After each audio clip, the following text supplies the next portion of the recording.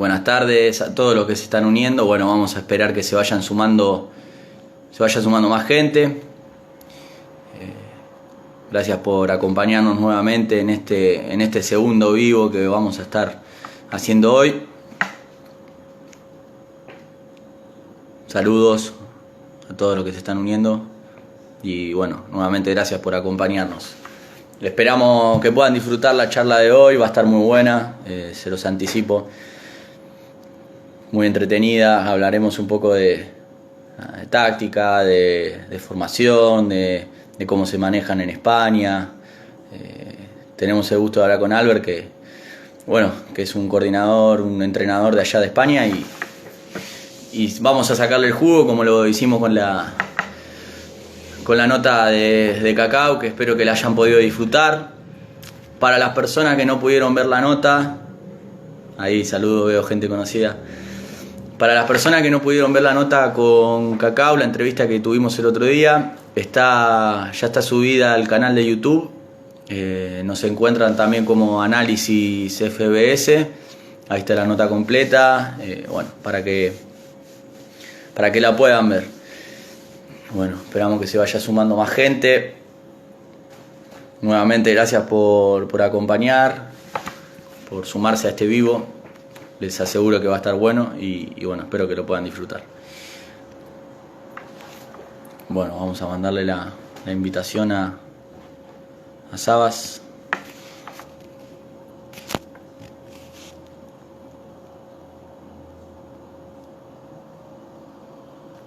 Estamos mandando. Esperen que todavía no se sumó al vivo. Mucha gente conocida, gracias por acompañar. Esperen que le mando a Sabas que se conecte.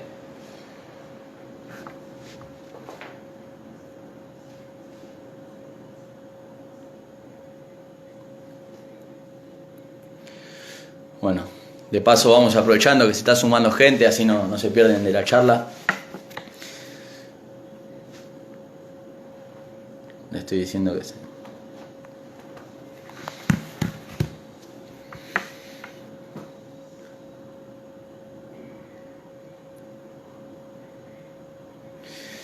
De paso les voy contando que, bueno, nada, hay mucho más material para subir, mucho más aportes de entrenadores como Pato de la Spil Rivera Navarra de España, el entrenador de la Sub-20 de Brasil, Neto. Así que bueno, en estos días estaremos subiendo.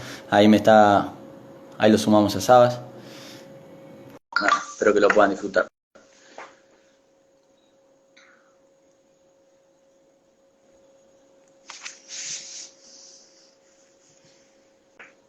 Matías, muy buenas. ¿Qué tal, Sabas? No logro verlo. A ver, ¿usted me ve a mí? Sí, estoy esperando. Supongo que se está cargando Se debe la estar cámara. cargando porque la imagen se ve negra, el audio está bien. A ver. Primero, a ver si los espectadores nos están viendo, nos están escuchando bien, si pueden confirmar en los comentarios. Ah, es Ahora porque lo está veo, ahí acostado. lo veo. Ahí está. No, es porque está la cámara. Está dado vuelta, claro. Sí, Claro, se inició así el video. vale, Perfecto. perfecto. Yo lo veo bien. A ver si los espectadores nos ven bien, nos escuchan bien antes de iniciar. Que nos confirmen, que pongan algún emoji, algo. Bueno, Sabas, bienvenido. Muchas gracias por darnos esta posibilidad. Nada, es un placer para nosotros hablar de fútbol sala, que nos cuente un poquito de su experiencia, de su trayectoria como entrenador, intercambiar, bueno, hacer algunas consultas y lo mejor para el final va a ser la ponencia del sistema 3-1 que, como ya le dije a los espectadores, va a estar muy buena, así que esperamos que lo puedan disfrutar. Bueno, primero de todos agradecerte, Matías, la invitación. Los que me conocen ya saben que me gusta mucho compartir. Ah, yo, como bien me has dicho, pues me llamo Albert Sabaté, aunque todo el mundo me llama Sabas, y es mi nombre de guerra, digamos. Llevo amando este deporte, el nuestro, que tiene diferentes nombres por el mundo. fútbol sala, fútbol de salón, futsal, que digamos es el nombre más internacional. Desde los 16, 17 años que hice el cambio de fútbol hacia fútbol sala, hacia el futsal, y a partir de ahí ya esto me enamoré y ya no, ya no ha habido vuelta atrás, sino todo lo contrario, ¿no? Cada año que pasa eh, me gusta menos el fútbol y me centro mucho más en potenciar nuestro deporte de todas las maneras posibles. Bien, perfecto, perfecto. Así los espectadores lo van conociendo un poquito. Si quiere entrar más en detalle, si nos puede contar un poco su trayectoria como entrenador. Sé que hizo muchas clinics en varios países. Sé que también domina muy bien el inglés, así que nos cuente brevemente la trayectoria como entrenador, el cargo que ocupan en su club y bueno, estas clinics que dio por alrededor del mundo.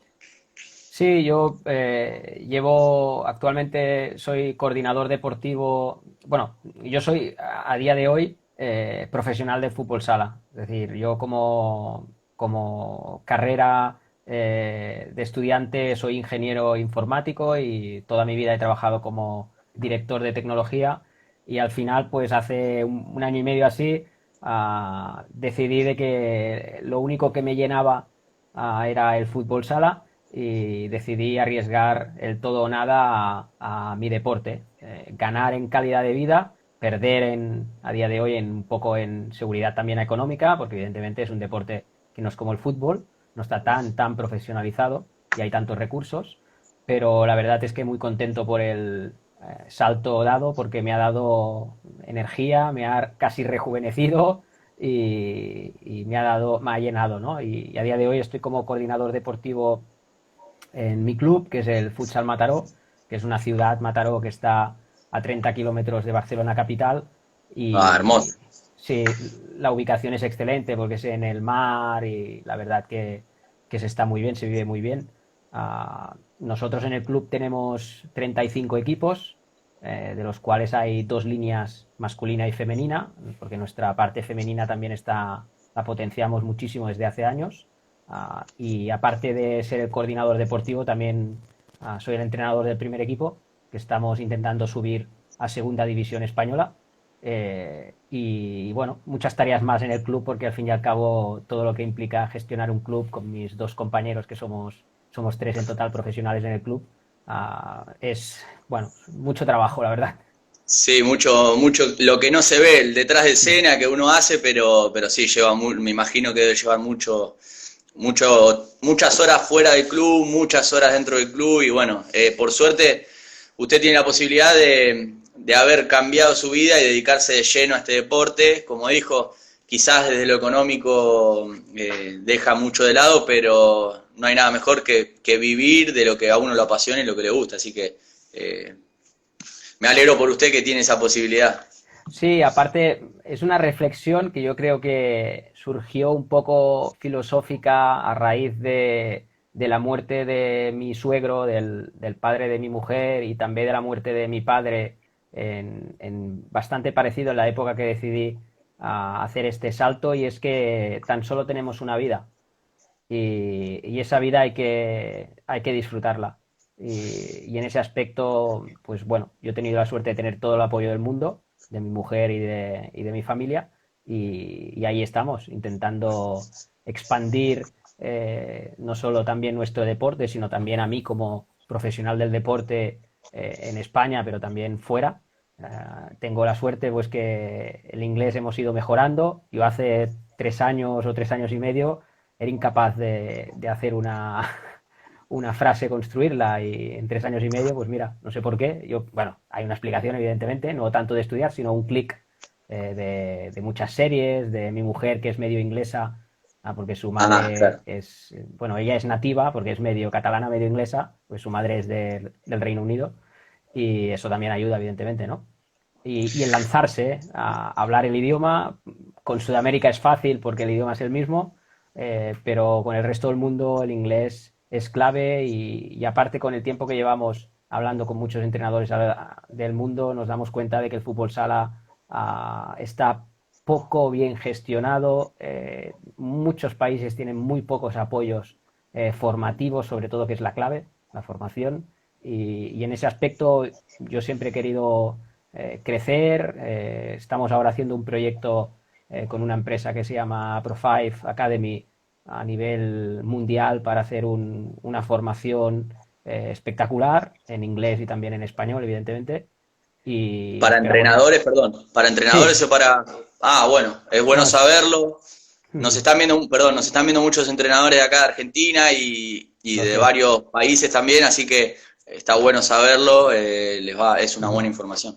Sí, porque me doy cuenta, y me pasa en mi club, esta reflexión surgió también en mi club, que me daba cuenta de que los entrenadores que teníamos en la base, su proceso formativo les costaba muchísimo y que a través de los cursos no era suficiente. Principalmente porque el principal problema que yo he detectado como entrenador, que lo he vivido en mis carnes y entonces he evolucionado también en base a ello, es que no hay una estructura metodológica. Y entonces, si a alguien no le explican bien paso a paso lo que tiene que hacer, acaba haciendo lo que ha, por mimetismo, ¿no? De lo que ha aprendido de sus entrenadores o como jugador. Y esa experiencia, en el 90% de casos, no está bien estructurada.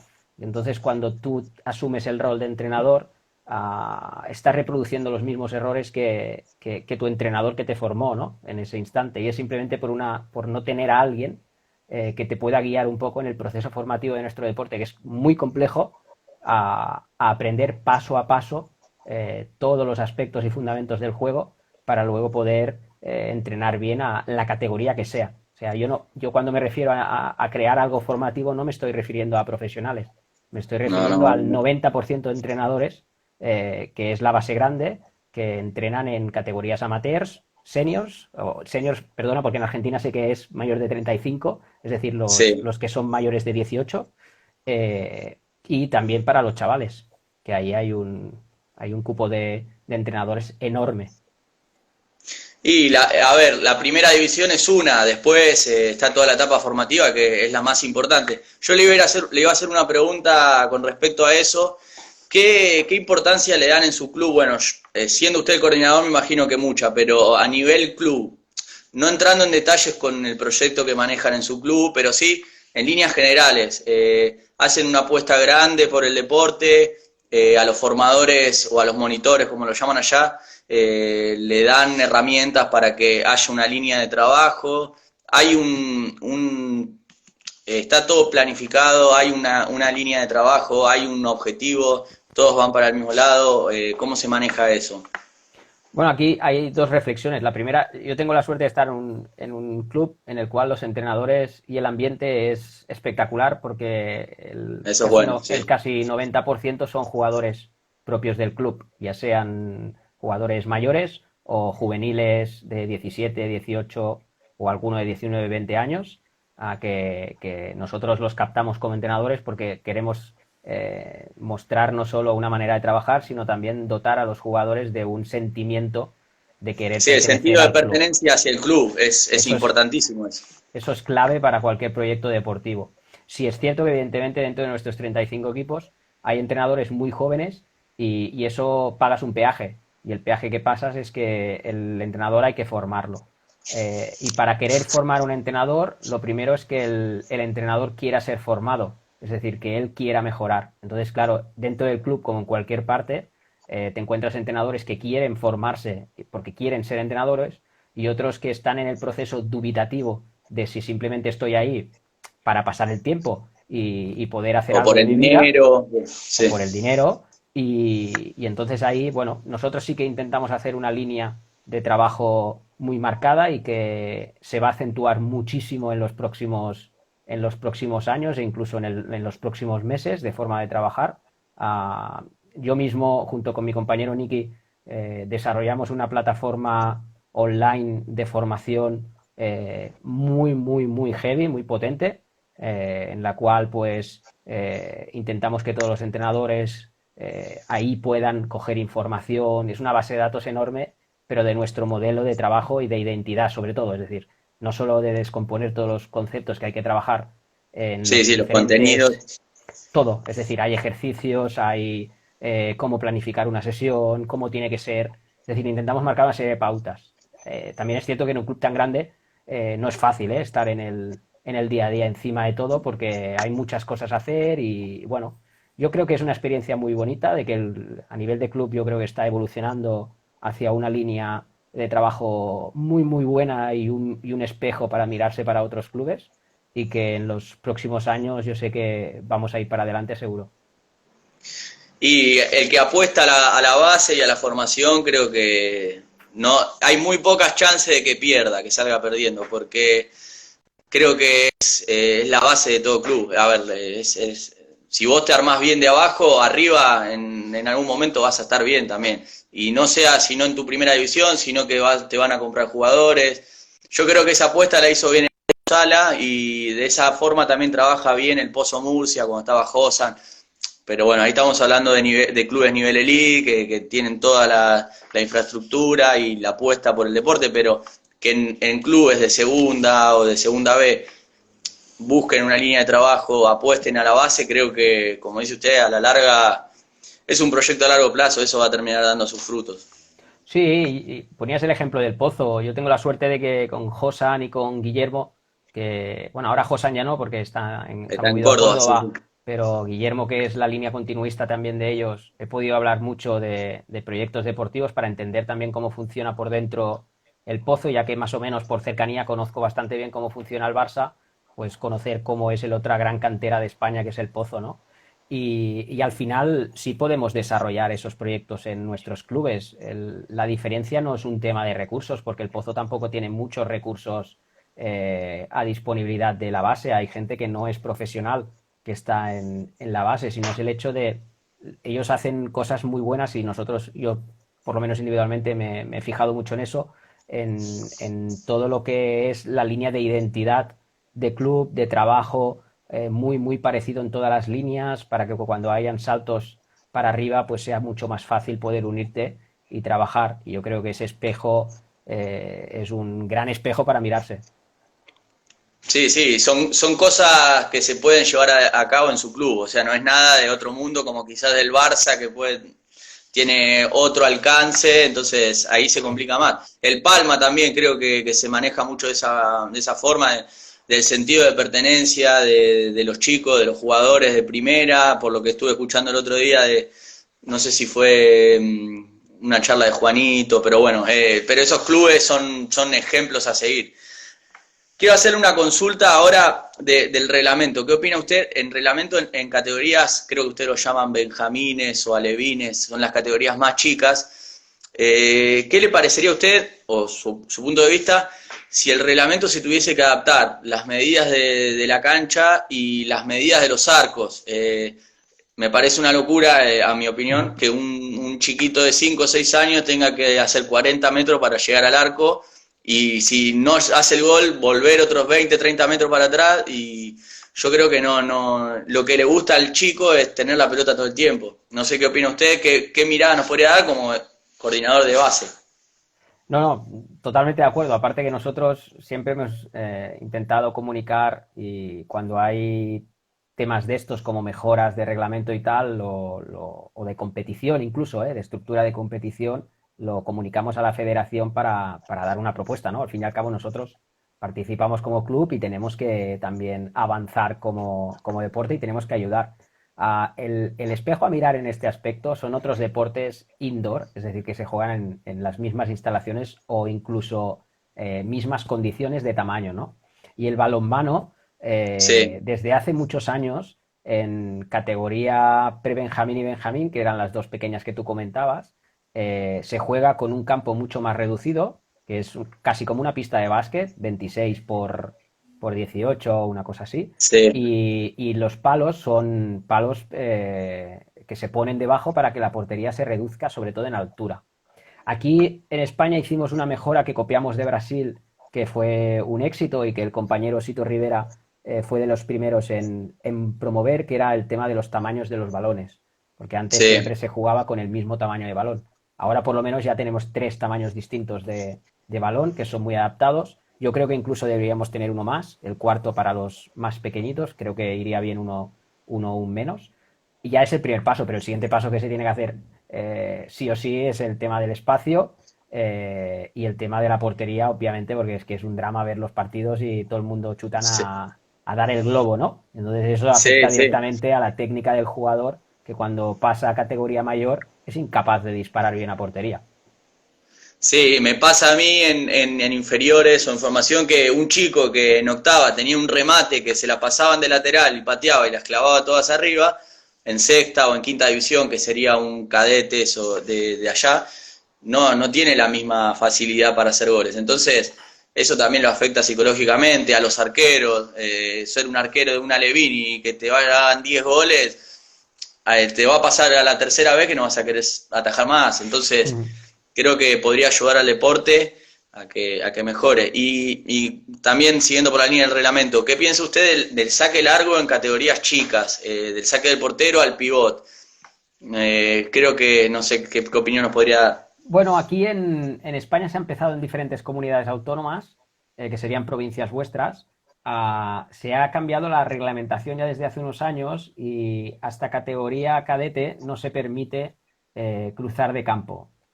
Es decir, que Perfecto. es la norma antigua de que el portero no puede lanzar los balonazos adentro del área, ¿vale? Esto, Sí, esto ya existe desde hace bastante años.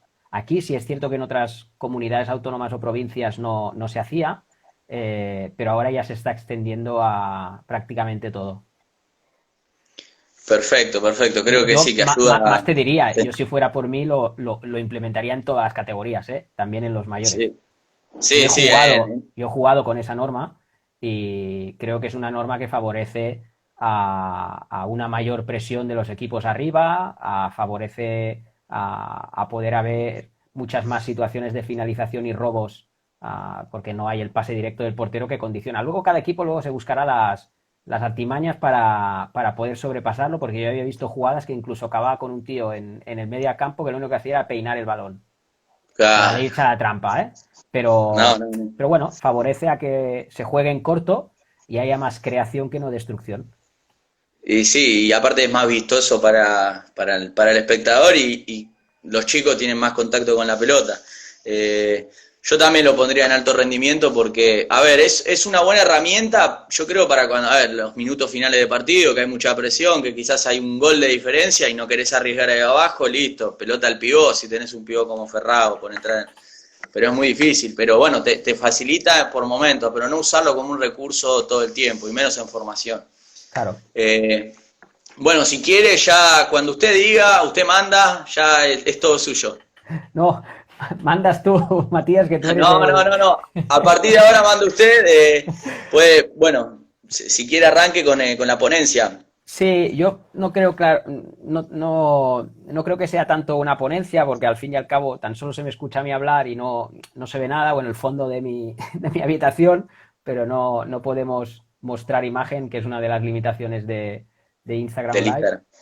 Instagram. Hombre, yo en este aspecto, en la parte del trabajo del sistema 3.1, yo lo que sí recomendaría por experiencia mía, tanto como jugador como luego entrenador de base y luego también en categorías más adultas, yo soy muy romántico en ese aspecto, es decir, considero de que nuestro deporte es un deporte de ataque, que es un deporte ofensivo, que el sistema de ataque más ofensivo que hay es el sistema de 3 con pivot o el 3-1, a diferencia de lo que pueda dar esa sensación de tener un jugador más en profundidad o más alejado de la creación, es un sistema que defensivamente también te protege mucho más que el 4-0, principalmente porque hay una estructura de 3 en creación que se respeta bastante, que en la ocupación de espacios está muy equilibrada, y en cambio en el sistema 4-0 pueden haber muchas más situaciones de desorden, de pérdidas en la creación por acumulación de jugadores. Al fin y al cabo, nuestro deporte es un deporte donde el atacante lo que quiere es generar un espacio y atacarlo, y el defensor lo que hace es todo lo contrario, que es intentar encontrar ese espacio y protegerlo, ¿no? Entonces, cuantos más jugadores tengas en la creación, menos espacio tienes para jugar. Y es una reflexión que, hostia, parece rara, ¿no? Porque al final, cuando un entrenador quiere tener posesión, habitualmente recurre al 4-0. Claro. Vamos a tener Sí, sí. posesión, me voy al 4-0.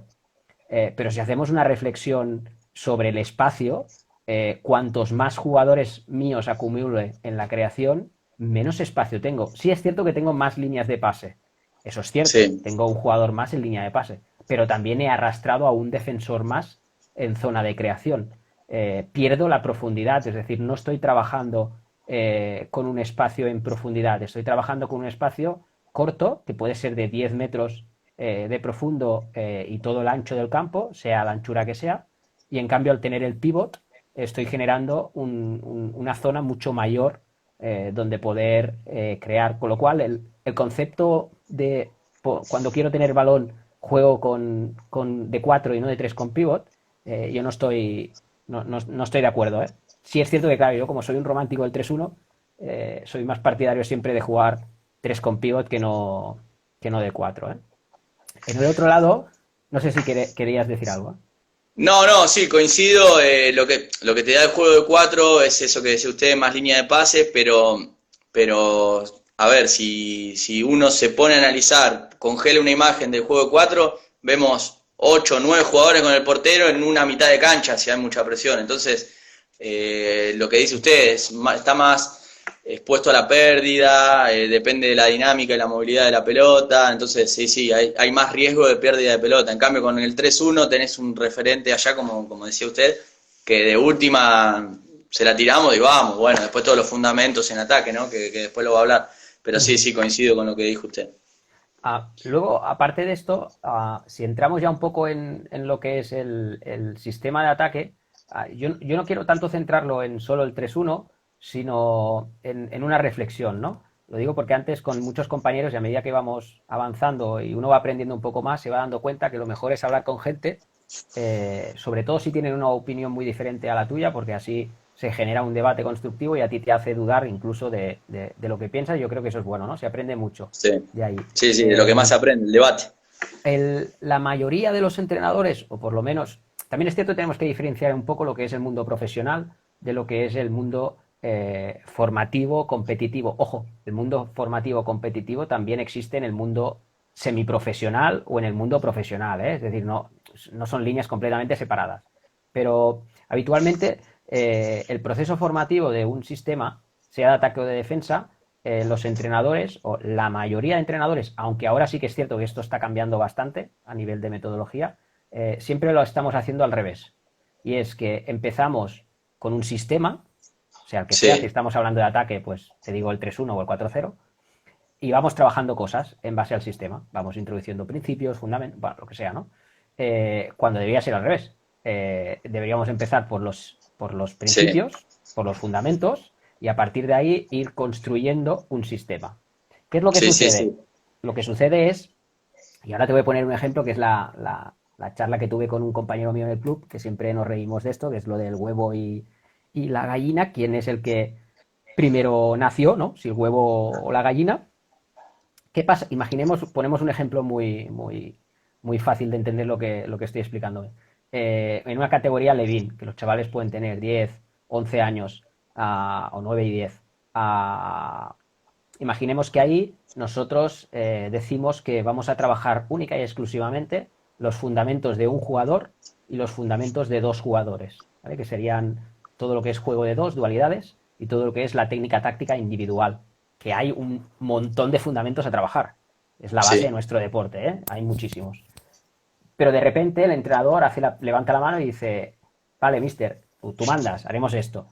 Pero cuando llegue el partido, eh, ¿cómo pretendes que el equipo juegue? Y yo le digo, vas a claro. jugar de 3 con pivot.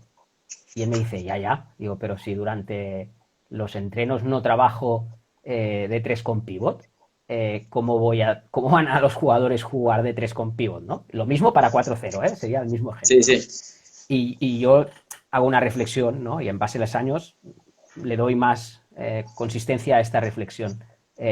La mayoría de entrenadores nos olvidamos de una cosa y partimos el eje por el medio y solo trabajamos o visualizamos la parte de la izquierda. ¿La parte de la izquierda cuál es? Los fundamentos de 1, los fundamentos de 2, los fundamentos de 3, que son los triángulos, y los fundamentos de 4, que son los patrones, que es todas las rotaciones que le quieras inventar al sistema, ¿vale? Y nos olvidamos de la parte de la derecha. Y la parte de la derecha son todos los conceptos del juego. ¿A qué me refiero a conceptos del juego? Son todas esas herramientas que necesitas entender del juego que junto con los fundamentos que hemos dicho de 1, de 2 y de 3 y de 4 te van a dar un sistema.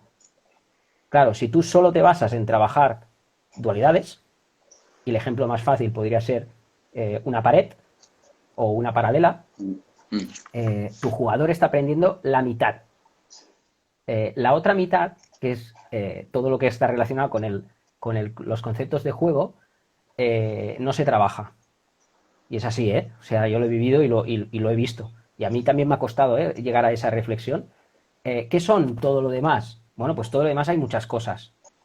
Cosas como, por ejemplo, las zonas del juego.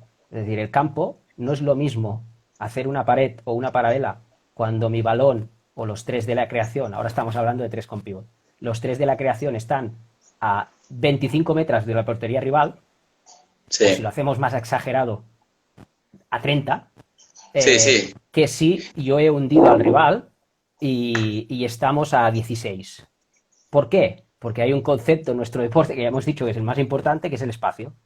Y entonces, si yo no le enseño a mis jugadores el tema de las zonas, diferenciar cuándo estoy en una zona, cuándo una otra, empezamos a mezclar cosas y vemos salvajadas como que alguien es capaz de meter o trabajar una dualidad en una zona que no tiene ningún sentido. ¿Por qué? Porque no hay espacio. Es tan sencillo como eso. No hay espacio para hacerlo. O sea, no lo podrás trabajar igual. Y entonces vemos situaciones de dualidades hechas igual en todas las partes del campo, ¿no? Ese es el primero, es un ejemplo. El otro es el hecho de las intenciones del juego, ¿no? Que es algo que en la charla que hice del 3-1 le gustó bastante a la gente y yo creo que es importante detectar, incluso en los vídeos de ejemplo que yo puse de mi propio equipo, de eso, ¿no? ¿Y eso se trabaja? Pues claro que se trabaja. Tú puedes trabajarlo, esas cosas, ¿no? Y la intención del juego, que es otro concepto del juego, es algo muy sencillo. El equipo, cuando tiene el balón, puede hacer tres cosas. Progresar, que significa intentar avanzar porque te está presionando, la presión es alta y quieres progresar. Mantener el balón, es decir, tú estás en una zona cómoda y lo que quieres es mantener el balón. Tu intención no es finalizar, ni tampoco es progresar, es simplemente mantener el balón. Y la tercera opción es finalizar. ¿Vale? Y esto está relacionado con algo más sencillo que a la vez es más complejo, que es las intenciones de cada jugador. Tú y yo, si nos metemos en una cancha, quizá nuestra intención de juego no es la misma. ¿Y a qué me refiero eso? Quizá mi forma de jugar cuando estoy en media pista y vamos con 1-0 a favor es la de mantener. Yo te diré, toca. Y tú, cuando pises el balón, lo que vas a hacer es encarar a tu rival y buscarte el 1-1. Y eso le revienta al 80% de los jugadores y de entrenadores. Y seguro que te ha sucedido a ti también y a la mayoría que nos escuchan, ¿no? Sí. Eso es porque la intención individual del jugador en ese momento es finalizar. La mía es mantener. Ahí tenemos un problema. Porque entonces la intención colectiva, en función de que tenga el balón, va a suceder una cosa y la otra, ¿no? Sí, pues, no hablamos el mismo idioma, sería dentro de la cancha y se complica. Porque sí, esto se tiene que trabajar. Y me refiero que se tiene que trabajar es que debemos intentar introducir en los ejercicios el concepto de la intención del juego e incluso marcar detectores de cambio de intención, ¿vale? Un ejemplo puede ser muy sencillo, es simplemente que si tú tienes un cuarteto, que tienes un jugador que es de un 1-1 muy bueno y llega a cierta altura del campo y está fijando en el 1-1, ¿qué sentido tiene que al siguiente pase que él haga, que ha hundido a la defensa rival hasta 14 metros, los otros dos compañeros no tengan la intención de finalizar? No tiene sentido. El objetivo nuestro es finalizar, es meter goles, joder. Nuestro deporte se basa en meter goles, no encajar menos, ¿no? Y pues estas acciones se pueden trabajar. Son ejercicios tan sencillos como trabajar un 4x4 en todo el campo, 40x20 o el tamaño que sea el campo, y a cierta altura, en función de quien tenga el balón, parametrizar que tienes X segundos, X toques o lo que sea para finalizar. El equipo ya sabe que eso lo tienes que trabajar. Lo mismo con el pívot. Si hundes el balón y metes el balón con el pívot a 10 metros de la portería rival, ¿para qué cojones ahora vas a volver a sacar al balón y volver a construir? Si ya has hundido el balón a 10 metros, con lo que cuesta meter el balón en 10 metros hoy en día, el objetivo tiene que ser finalizar ya. Y tienes que trabajar eso. O sea, cuando el pivot conecta ahí tienes que generar una serie de movimientos para trabajarlo. Y yo creo que esa parte, estos dos aspectos, uno que es las zonas y el otro que es la intención, yo creo que son cosas desconocidas completamente. O poco trabajadas. Sí, Yo creo sí, sí. que se pueden explotar muchísimo. Y yo creo que ahora, con esto, si os fijáis en partidos de profesionales, daréis cuenta de estas cosas, de cosas que chirrían aquí en el concepto del juego. Sí, Sabas, perdón que me está relacionado con esto. Esto que está hablando es, por ejemplo, que los chicos o los jugadores tocan y cortan sin un sentido, sin mirar la intención, no sé si va a hablar después de eso, sin ver la intención de su compañero, sin ver la intención del rival, sin ver la altura, sin ver el espacio que hay, o tiran una paralela porque tiran una paralela, sin leer por qué, sea larga, sea corta. Creo que eso es lo que está hablando usted, y bueno, esto también que hablaba de la finalización, no tiene sentido hundir a la defensa y volver para atrás, o sea, no ganamos nada. Así que bueno, para seguir un poco con ese concepto Sí, que, sí, y que me esto, parece muy bueno. y esto que comentas, que sucede, sobre todo cuando sucede más es en base. Sí, Y sobre todo sucede mucho en edades o en jugadores que sus entrenadores no se han basado en fundamentos, sino que se han basado más bien en sistemas directamente, en trabajar el sistema. Entonces, claro, cuando trabajas un sistema, el jugador le tienes que decir qué hacer, porque no sí, sabe qué hacer. O sea, si tú metes a cuatro tíos a jugar y no les explicas primero cuáles son los fundamentos del juego y le dices toma el balón, él te dirá ¿qué cojones hago con el balón? Y tú le dirás toca el balón y parte. Y entonces pues el jugador toca el balón y parte, ¿no? Porque tú le has sí, dicho que sí, lo haga. O sea, al fin y al cabo hace lo que tú dices, ¿no? Muchas veces. sí, sí, El problema es que esto no sucedería si cuando son, por ejemplo, pequeños, y pequeños me refiero cuando son prebenjamines y benjamines, que es una edad comprendida entre 6 y 9 añitos, tú les estás trabajando única y exclusivamente a todo lo que son los fundamentos individuales. Que vuelvo a repetir, que son muchísimos. O sí, sea, tú sí, puedes estarte una temporada entera trabajando solamente fundamentos individuales, que no solo son técnicos. Ese es el gran problema a lo mejor que mezclamos. Los fundamentos individuales son táctica. No me estoy refiriendo a que haga toques el chaval y que gane técnicamente. No. Una técnica aplicada al juego. Y aplicada al juego significa saber hacer unos para uno, encarar, fijar, atacar el espacio, dar pases al espacio, dar pases al pie. Es decir, hay una cantidad de fundamentos que son básicos en estas edades que se tienen que trabajar por encima de todo. Porque si no, cuando lleguen a la edad de infantil, que es la edad de entre 12 y 14 años, que yo creo es la que se pueden empezar a introducir muchísimos fundamentos ya un poco más avanzados, los niños no tienen la base. Entonces no le pidas a un chaval que te haga un triángulo con el pivot cuando es incapaz de coordinar su aparición para atacar el balón juntamente con meterla de primeras adentro. O sea, no es capaz de hacerlo. Pero no es capaz de sí, hacerlo, sí, no es culpa suya. entiendo. O sea, es culpa de que en el proceso formativo no lo han podido hacer, ¿no? Y entonces yo creo que lo más importante, y cuando hacía el otro día una charla con 8 entrenadores argentinos del Club de San Prado, que alguno estará por aquí y les mando un Sí, le abrazo mandamos fuerte, saludos. se lo decía, ¿no? Lo más importante para cualquier club y para cualquier coordinador deportivo y en consecuencia para cualquier entrenador es tener clarísimo cuáles son los fundamentos a trabajar. Cada uno tiene que saber a lo que quiere jugar y para saberlo no simplemente voy a jugar de tres con pivot, no, y tengo los jugadores para hacerlo. De jugar de tres con pivot hay muchas formas y se puede jugar de muchas maneras diferentes, pero hay muchos factores que condicionan en la creación de un modelo de juego y ahí no es simplemente lo que quiera el entrenador y todos los que estamos aquí que sean entrenadores, que se vayan olvidando. Acabarán mutando a gestores de grupo. El entrenador cada vez tiene menos peso en toda la gestión, en toda la parte táctica y en toda la parte de todo lo que sucede en el campo. O sea, los entrenadores únicos que servimos es para dar herramientas a solucionar problemas. Pero como pretendamos ser nosotros los que tengamos que solucionarlo desde el banquillo, estamos muertos. Nosotros no jugamos, jugamos a otra cosa, que es al ajedrez, que es a entender el juego y a mover piezas y a condicionar el juego, pero no a cierto punto. O sea, son los jugadores los que... Tú ya puedes hacer lo que quieras, que como el jugador ese día, en lugar de metértela, te la empuja al palo, no puedes hacer nada, ¿no?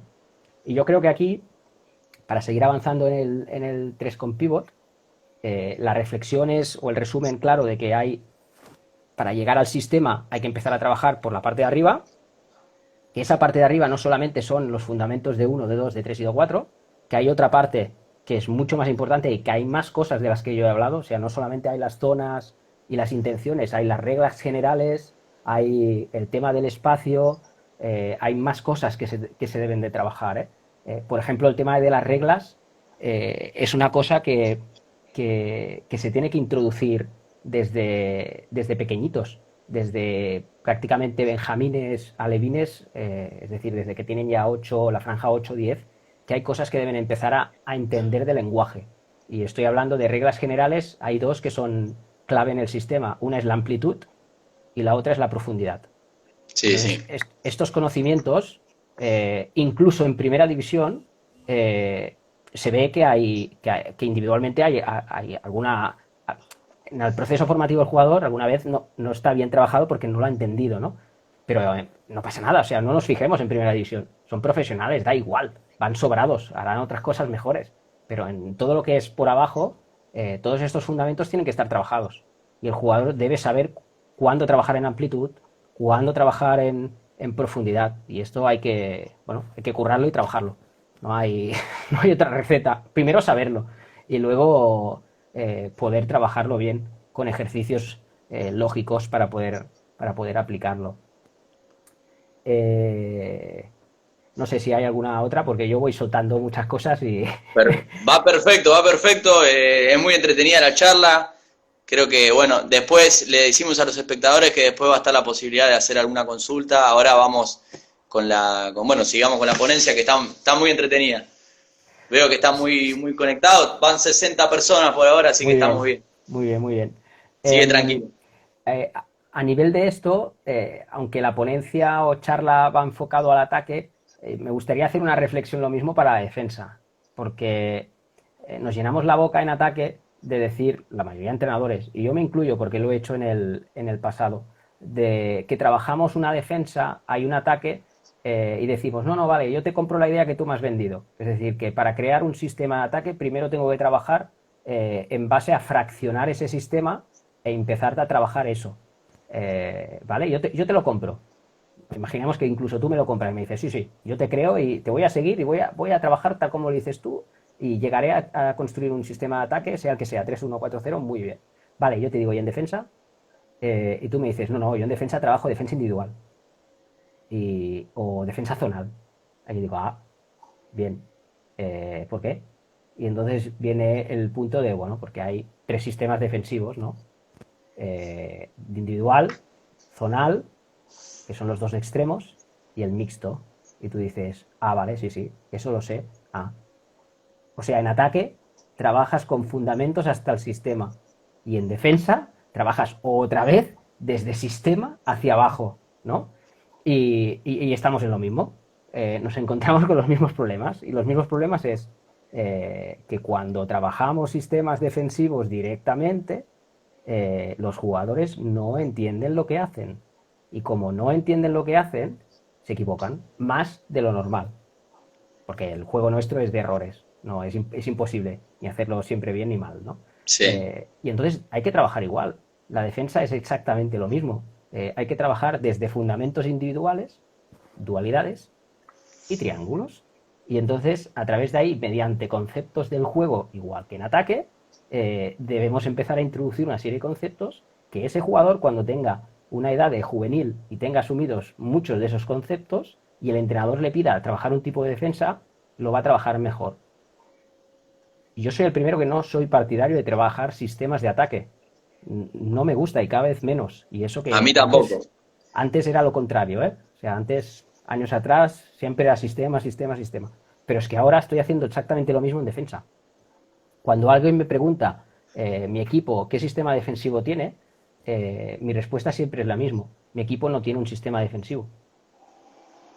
Si yo le pregunto a mi jugador, ¿tú qué defensa haces? ¿Individual, zonal o mixta?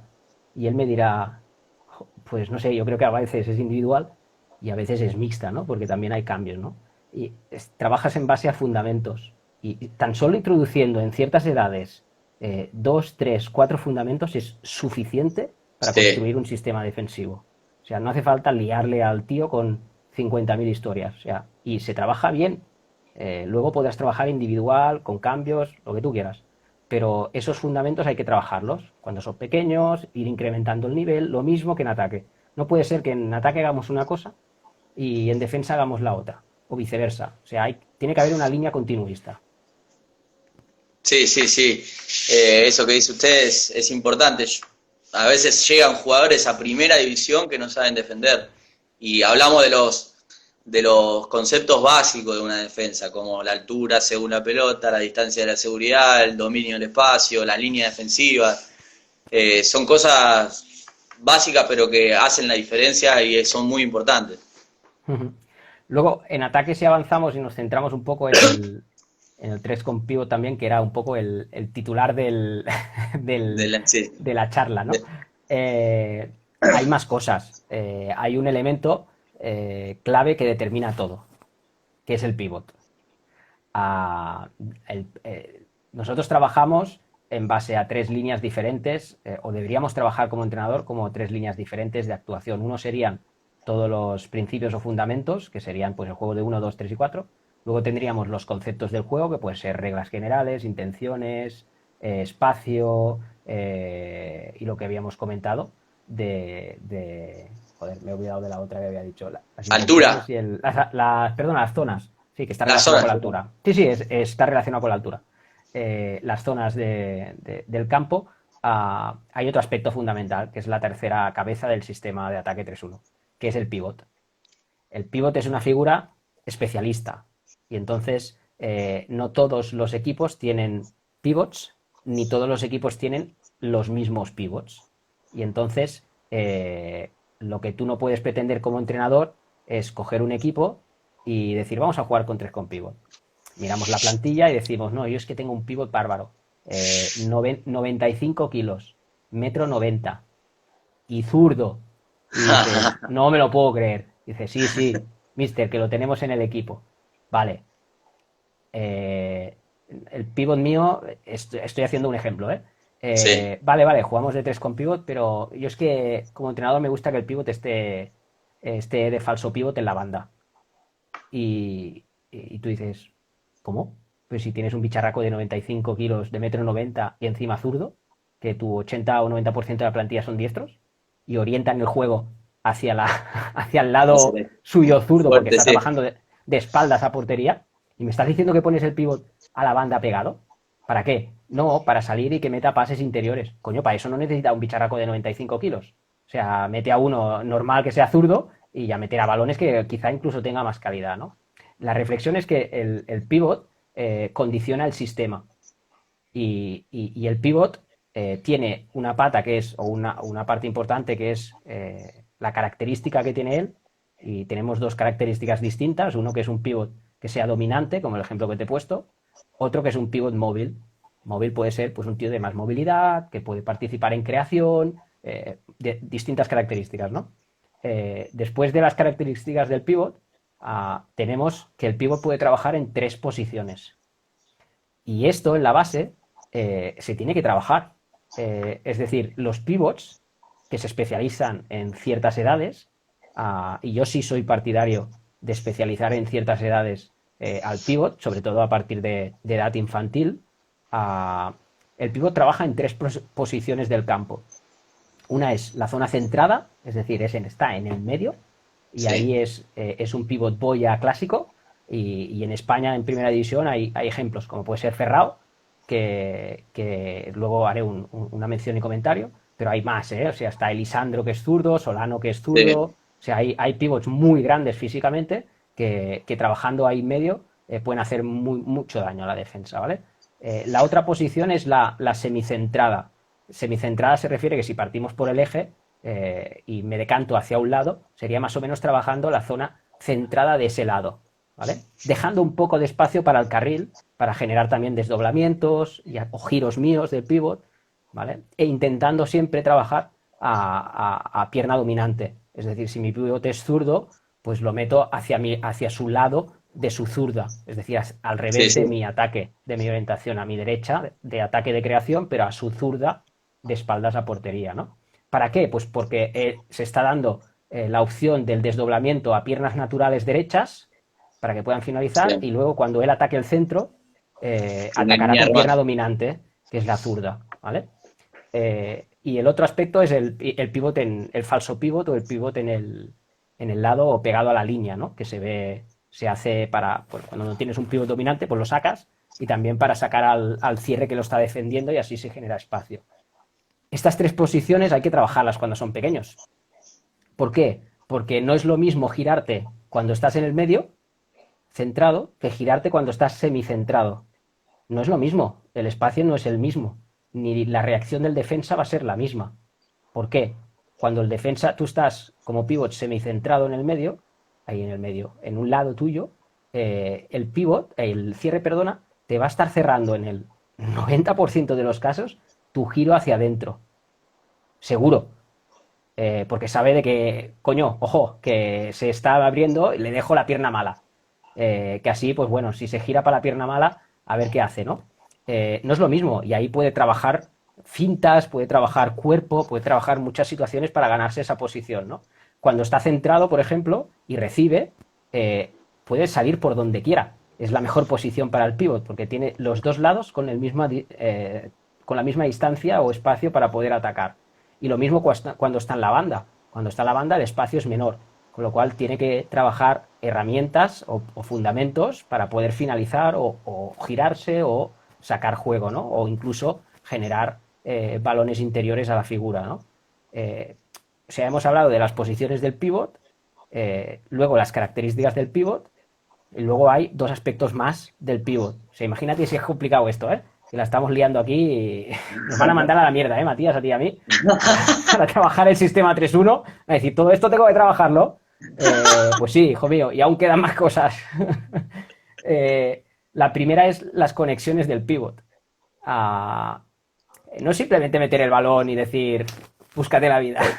Sí, ya está, se la doy. ¿Y ahora? Sí, no, o sea, nosotros que nuestro objetivo número uno es conectar con el pivot y que ganar profundidad e intentar finalizar, hay que trabajar todas estas situaciones. Entonces, conexiones con el pivot existen muchísimas y pueden ser dualidades o pueden ser triángulos. Y pongo un ejemplo. La dualidad puede existir en una simple puerta atrás entre el cierre y el pivot que balancea por ahí y de repente, ¡pam!, aparece en un lado. Esto es una dualidad. O una dualidad entre el ala y el pivot. Imagínate el ala que está fijando en el 1 para 1, le mete el balón, hace la finta y va a pegar, la clásica, ¿no? Otra dualidad. Pero hay muchas más para trabajar en función de dónde esté ubicado el pivot. Pero después entran los triángulos. Y entonces ya aquí vamos a empezar a liarla, que es todas las conexiones entre cierre ala, pivot. O ala, pivot en apariciones, ¿no?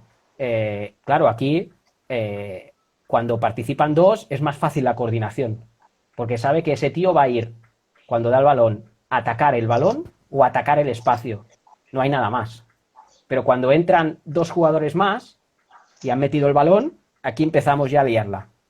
Y entra un concepto muy importante, que es el de crear y atacar el espacio, que es lo que hablábamos antes del tema del espacio, ¿no? Cuando se trabajan triángulos con profundidad con el pivot, lo que tenemos que trabajar muchísimo es el concepto de quién ataca el balón y quién ataca el espacio. Porque si no, nos suceden muchas veces, y lo habremos visto, yo lo he vivido muchas veces en mi equipo y soy de los que intento trabajarlo para corregirlo. El hecho de que hay dos jugadores que atacan el balón. Sí. Dos. Que van como cabras enfocadas al balón a finalizar, ¿no? Con sus defensores, evidentemente, porque los están siguiendo, ¿no? 6 personas en un espacio de 5 metros. Sí. Y dices, imposible rematar. ¿Dónde vas? O el otro caso extremo, y es que los dos jugadores van al espacio. Es decir, ninguno va al balón. Los dos le hemos metido al pivot y los dos, en lugar de ir al pivot, hacen así, ¡bam!, y se van al espacio para para afuera, los laterales si está en el centro o en otros sitios si está tal, ¿no? Y nadie va al balón.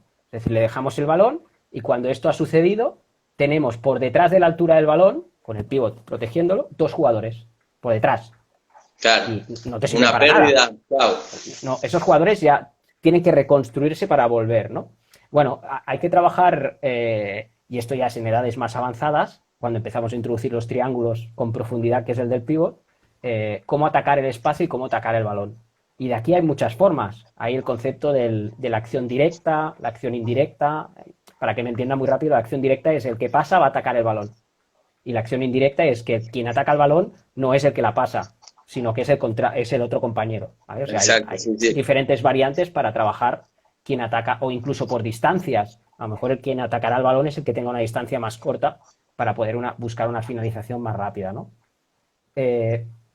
Y si no la queremos liar más ya, y así ya vamos acabando también un poco el tema de la estructura del pivot, si hemos dicho que el pivot podíamos trabajar características, podíamos trabajar posiciones del pivot, podíamos trabajar también, ahora que he dicho, las conexiones con el pivot, hay otro concepto más. Me diréis, no me lo puedo creer, hay más cosas aún. Sí, hay más cosas aún. Y nos hemos quedado muchísimas en el tintero. Es el pivot como sistema. ¿Qué significa? Nosotros como equipo podemos trabajar dentro del sistema táctico 3-1 diferentes subsistemas tácticos.